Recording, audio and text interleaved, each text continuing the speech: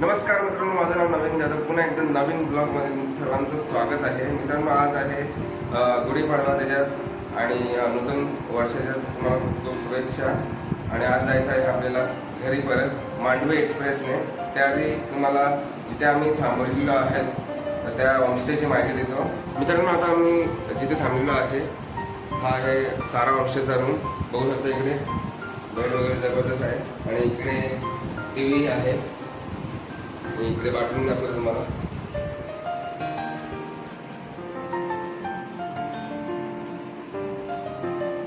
इकडे बघू शकता बाथरूम आहे. वेस्टर्न टॉयलेट मिळेल तुम्हाला.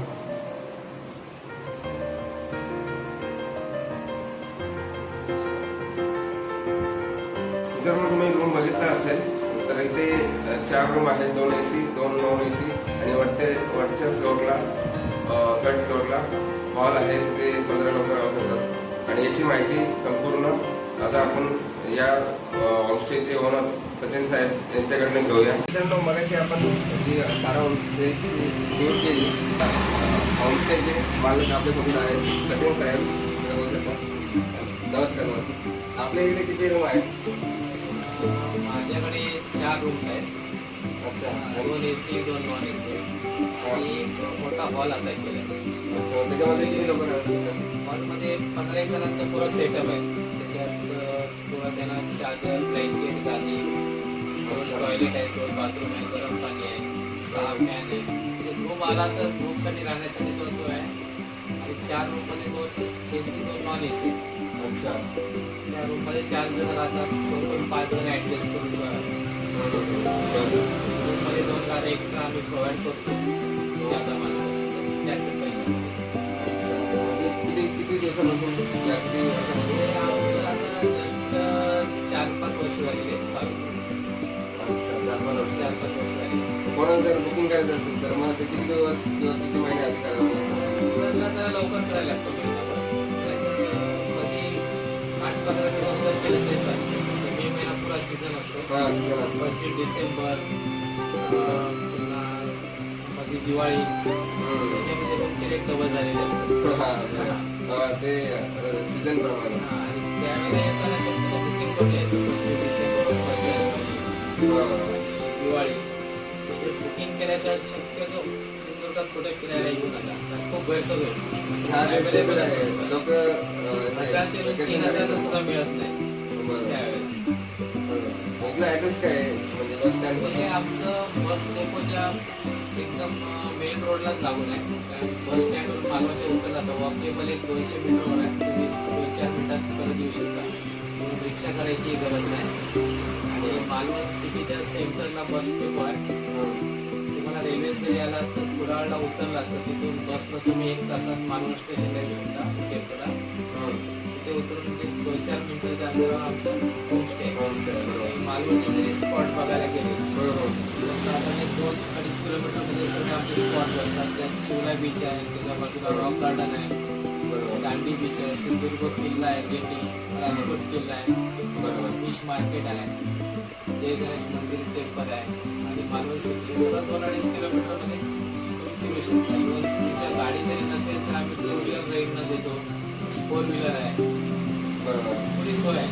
इव्हन तुम्हाला रिक्षा पाहिजे काय सगळं पुरं पॅकेज होणार. वॉटर स्पोर्ट्स करायचं असेल तरी आमचं अवेलेबल आहे. सगळं पाहिजे ते करू शकता. इव्हन आमच्या 2 व्हीलर बऱ्याच आहेत, त्या सुद्धा आम्ही अरेंज करून देतो. पेट्रोल घालायचं असतं, लायसन्स आधार पाहिजे. जे रूम बघितलं आम्ही उत्तम रूम आहे. दुसऱ्यांदा आलेला आहे. त्याला अनुभव चांगला आहे. काय पुन्हा तो येणार नाही. चांगला वाटलं तर येतो ना माणूस. तुम्हाला जर म्हणजे युट्यूब फॅमिलीला जर कॉन्टॅक्ट करायचा असेल तर तुमचे कॉन्टॅक्ट नंबर काय आहे? माझा आहे सारा होमस्टेचा 94 22 57 40 14 हा माझा नंबर आहे. जर कोणाला बुकिंग करायचं असेल तर नक्कीच करा.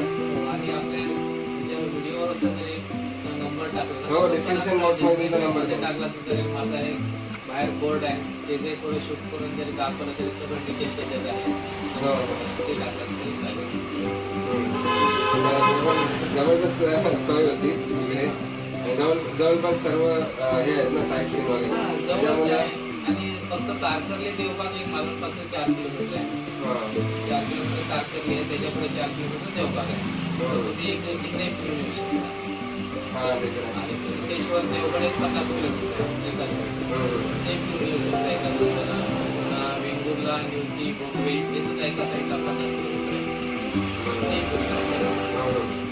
आता चांगलं काय वाटतं म्हणजे बस स्टँड जवळ आहे ना, जवळ म्हणजे सकाळी जवळ आहे. बस पकडायला पण सोपं जातं असं. म्हणजे लांब राहण्यात कसं होतं, प्रत्येक गोष्टीला तुम्हाला मालवण सिटीत यायला लागते. सिटीत राहिले का बाहेर सिटीत तुम्ही मालवणमध्ये प्रॉपर राहू शकता आणि कुठेही फिरू शकता. त्याशिवाय त्या लोकांना जाण्या येण्यासाठी सुद्धा भरपूर आहे. बसेस वगैरे जाण्यासाठी जवळ असलं का आपण दिशा आपण 2 मिनिटात स्टँडवर जाऊ शकतो. खर्च नाही येण्या जाण्याचा बस स्टँडपासून मॅनेज करू शकतो. 1-2-4 मिनिटात तुम्ही स्टँडवर गेलात तर तुम्हाला बस गावतात. आणि मेन रोडला असल्यामुळे कुठे फिरण्याची गरज नाही. कोणी सांगतात मेन रोडलाच बोर्ड आहे आपला. हा, ते तर आहे. तर कोणाला करायचं असेल तर नक्कीच साहेबांना कॉन्टॅक्ट करा. जेवण नाश्ता सुद्धा असतो. फक्त आम्हाला प्रॉपर पहिले अगोदर सांगावं लागतं. सांगावं लागतं. कारण सगळं ते आम्ही बनवून देतो. प्रॉपर असं प्रॉपला काय नसतं. 4 तास अगोदर आम्हाला सांगायला पाहिजे. जसं अरेंज करता येतं ना मग. सकाळी 10-11ला सांगितलं दुपारी 1-2 पर्यंत जातो. संध्याकाळी 5-6 पर्यंत सांगा तर 1-9 वाजेपर्यंत आम्ही देऊ शकतो सगळं बरोबर. म्हणजे कोणाला जर समजा मच्छी बिच्छी गेल्यामधून आणली तर मग ते पण बनवून बनवून देतो. किलो प्रमाणे बनवून देतो. मच्छी चिकन काही आणलं तरी किलो प्रमाणे बनवून देतो. ते सोय आहे. ग्रुपसाठी चांगला आहे म्हणजे. आणि पहिले रूम होते, नंतर लोकांनी डिमांड वाढली की बाबा आम्ही 15-1 जणांचा ग्रुप आहे, आम्हाला एकत्र राहायसाठी. आणि यावर्षी एक 6 महिने झाले ग्रुपवर टेरेस होतं, त्याचा हॉल तयार केला. मागे बघितलं. एक कॉमन फॅमिली जर एकत्र ग्रुप असेल तर त्यांना एकत्र राहायला चांगली सोय केली. तसं उद्या पाहिजे थोडं शूटिंग करून टाकलेलं. हो, आपण म्हणजे लोकांना कसा आपला हॉल आहे ना तो सगळ्यांनी दाखवला तरी चालेल. सगळ्या लोकांना आयडिया येईल की कसा आहे आपला हॉल. पार्किंग वगैरे सगळी सोय आहे इथे. पाणी 24 तास असते. गरम पाणी मिळतं मागत द्यावं. गरम पाणी देऊन सगळं पाणी कधी मागलं ते पण घरगुती आहे. तसं काय हा, तेच आम्ही राहिलो ना तर आम्हाला असं वाटलं नाही की आम्ही पुढे राहतोय असं. एकदाच राहिलं. नवीन जरी कोण फॅमिली आणि कपल आली तर त्याला काय वाटणार नाही. असं वाटतं आपल्या स्वतः लांब जातोय एकेकाला थोडं टेन्शन असतं. फॅमिली असेल किंवा कपल असेल किंवा बाहेरच्या गावात जातो. सोय कशी असतं, माणसं कशी असतात. घरगुती असल्यामुळे काही प्रॉब्लेम नाही. कोणी यावं, बिंदास राहावं. कसं पुन्हा काय ऑब्जेक्शन नाही आमचं, काय नाही. टायमिंगला या जावं असं काय नाही. फक्त कॉन्टॅक्ट मध्ये राहिला तरी बस होते. आता मी पण कॉन्टॅक्ट मध्ये राहिलो होतो. मी फक्त बोललो का साहेब आम्हाला यायचं आहे, लगेच आम्हाला रूम दिलं, त्यांनी ठेवलं आमच्यासाठी. तर कोणाला बुक करायचं असेल तर नक्कीच बुक करा. तर पुढे जाऊया. काही सचिन साहेबांनी जबरदस्त माहिती दिली त्यांच्या होमस्टे बद्दल आणि त्यांच्याकडे काय काय मिळतंय. इकडे बघा बाहेरून कसं दिसतंय. ग्राउंड फ्लोअरला ते राहतात आणि 2nd फ्लोअरला रूम आहेत आणि 3rd फ्लोअरला हॉल आहे.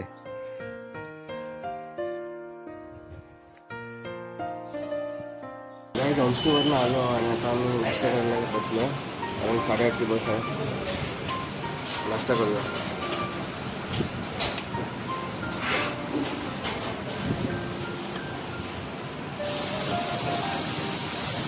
तर नाश्ता वगैरे झाला आमचा भरपेट आणि आता आम्ही बसमध्ये जाणार आहोत कुडालला. इकडे बघू शकता कुडाल बस लागलेली आहे ST महामंडळची. हा आहे मालवणचा बस स्टँड. हा बघू शकता मालवणचा बस स्टँड. आणि फायनली मित्रांनो मालवणला निरोप देण्याची वेळ आलेली आहे. तर बसमध्ये जाऊया. मित्रांनो बसमध्ये बसलो आणि बस चालू झाली आहे. Bye bye Malvan.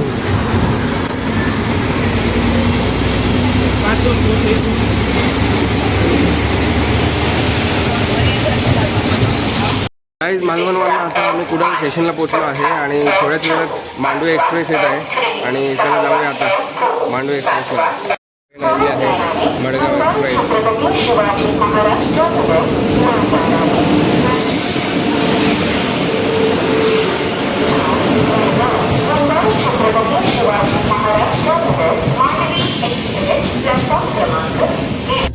कुडाळवरून 11:20ला गाडी पकडली आणि आता वाजले आहे 1:45. शेवटचे टाइम झालेले आहे. रेल्वेच्या पॅन्ट्रीमधून मागवलेलं आहे चिकन बिर्याणी आणि अंडा बिर्याणी. या फटाफट जेवण करून होईल.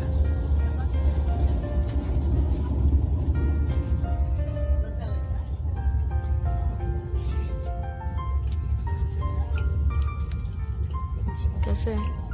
मस्त. मित्रांनो जेवण वगैरे झालं आणि बिर्याणीची टेस्ट जबरदस्त होती. चिकन बिर्याणीची आणि अंडा बिर्याणीची टेस्ट एवढी काय खास नव्हती. आणि इकडे बघू शकता रत्नागिरी स्टेशनाला साईराजचं गाव बाहेर बघू शकता.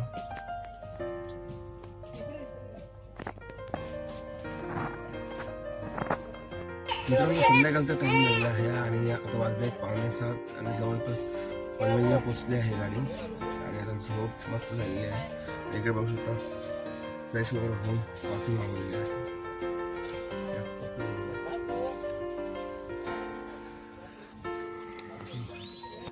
फायनली मित्रांनो पोहोचलो आम्ही मुंबईला आणि ठाण्यावर मध्ये गाडी ऑन टाईमला आली. मांडवी एक्सप्रेस आणि ठाण्यावरनं आम्ही 8:43 आसनगाव पकडून आता कल्याणला पोहोचलो आहे. चला आता भेटूया डायरेक्ट घरी. फायनली मित्रांनो पोहोचलो आम्ही घरी. 10 वाजता पोहोचलो आम्ही. गाडी लवकर आली म्हणून आम्ही पण घरी लवकर पोहोचलो. तर याच नोटवर हा व्हिडिओ एंड करतो. व्हिडिओ आवडला असेल तर व्हिडिओ लाईक करा, जास्तीत जास्त लोकांपर्यंत शेअर करा. चॅनल जर कोणी नवीन असेल चॅनल सबस्क्राईब करा. चला भेटूया एका नवीन व्हिडिओ. तोपर्यंत धन्यवाद.